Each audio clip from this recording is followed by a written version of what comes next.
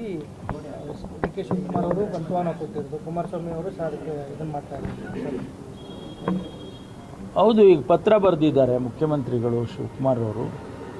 ನಾನು 26ನೇ ತಾರೀಕು 11 ಗಂಟೆಗೆ ವಿಧಾನಸೌಧದಲ್ಲಿ ನಮ್ಮ team of ministers and officers ನಾವೆಲ್ಲ ಇರ್ತೀವಿ. ನೀವು ನಿಮಗೆ ಯಾರು ಬೇಕೋ ಅವ್ರನ್ನೆಲ್ಲ ಕರ್ಕೊಂಡು ಬನ್ನಿ, ಬಂದು ಚರ್ಚೆ ಮಾಡೋಣ, ಸಾಧಕ ಬಾಧಕಗಳನ್ನು ಚರ್ಚೆ ಮಾಡೋಣ ಅಂತ ಕರೆದಿದ್ದಾರೆ. ಆ ಪತ್ರ ನಾನು ಕೂಡ ನೋಡಿದ್ದೇನೆ. ಅದಕ್ಕೆ ಅವರು ಪ್ರತಿಯಾಗಿ ಉತ್ತರ ಕೊಟ್ಟಿದ್ದಾರೆ. ಆ ಉತ್ತರದಲ್ಲಿ ನೀವು ಅಲ್ಲಿಗೆ ಬನ್ನಿ, ಬಿಡದಿಗೆ ಬನ್ನಿ, ನಿಮ್ಮವ್ರನ್ನ ಯಾರು ಬೇಕೋ ಅವ್ರನ್ನ ಕರ್ಕೊಂಡು ನೀವು ಬಿಡದಿಗೆ ಬನ್ನಿ, ಅಲ್ಲಿ ಯಾವುದೋ ಒಂದು 2 ಹಳ್ಳಿ ಹೆಸರು ಹೇಳಿದ್ದಾರೆ ಅವರು.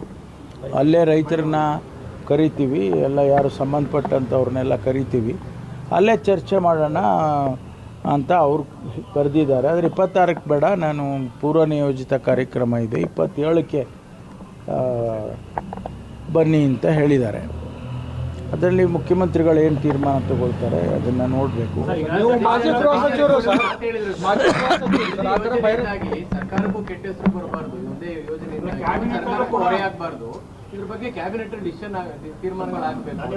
ಯಾರು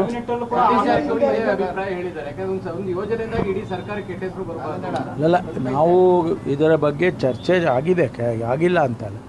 ಕ್ಯಾಬಿನೆಟಲ್ಲಿ ಚರ್ಚೆ ಆಗಿದೆ.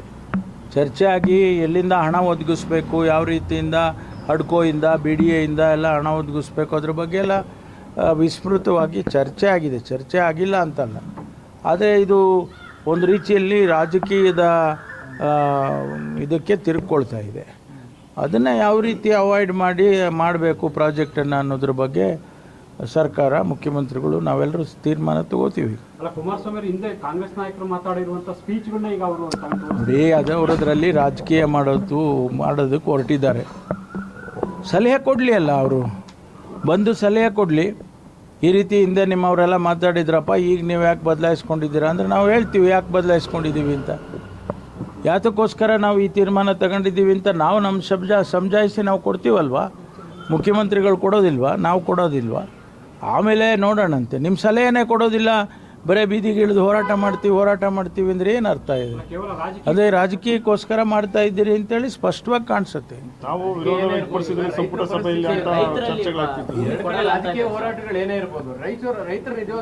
ಅದನ್ನೇ ಅಲ್ವಾ ನಾವು ಹೇಳೋದು, ರೈತರನ್ನು ಒಕ್ಕಲೆಬ್ಬಿಸೋದು ಬೇಡ, ಅವರ ಮನವೊಲಿಸಿ ಕನ್ಸೆಂಟ್ ಮೇಲೆ ತೊಗೊಂಡು ಮಾಡಬೇಕು ಅನ್ನೋದೇ ಈಗ ನಾವೆಲ್ಲ ಮಾಡ್ತಾ ಇರೋದಲ್ವಾ.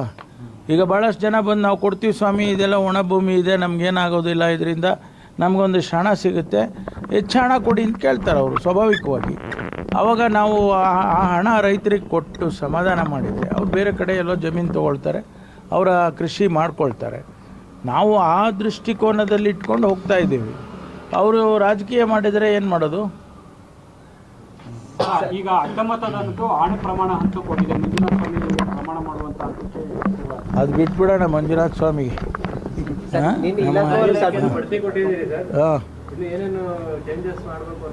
ಇನ್ನೂ ಅನೇಕ ವಿಚಾರಗಳು ನಾಳೆ ನಡೆದ್ರಲ್ಲೇ ಪ್ರೆಸ್ ಕಾನ್ಫರೆನ್ಸ್ ಕರಿತೇನೆ. ಇನ್ನು ಚರ್ಚೆಗಳಾಗ್ತಾ ಇದ್ದಾವೆ. ಸುಮಾರು ವಿಷಯಗಳನ್ನು ನಾನು ರಾಜ್ಯಕ್ಕೆ ತಿಳಿಸ್ಬೇಕಾಗತ್ತೆ. ಹಿಂದಿನ ಸಚಿವರಾದ ಕೃಷ್ಣ ಬೈರೇಗೌಡರು ಕೂಡ ಭಾಳ ಅವರು ಒಳ್ಳೆಯ ಕೆಲಸವನ್ನು ಮಾಡಿದ್ದಾರೆ. ಅದರ ಜೊತೆಗೆ ಈಗ ಅದನ್ನ ಮುಂದುವರಿಸ್ಕೊಂಡು ಹೋಗಬೇಕು. ಹೊಸ ಆವಿಷ್ಕಾರಗಳೇನಾರು ಇದ್ದರೆ ಅದನ್ನು ಮಾಡಬೇಕಲ್ಲ, ಮಾಡ್ತೀವಿ. ಸರ್, ಆರೋಗ್ಯ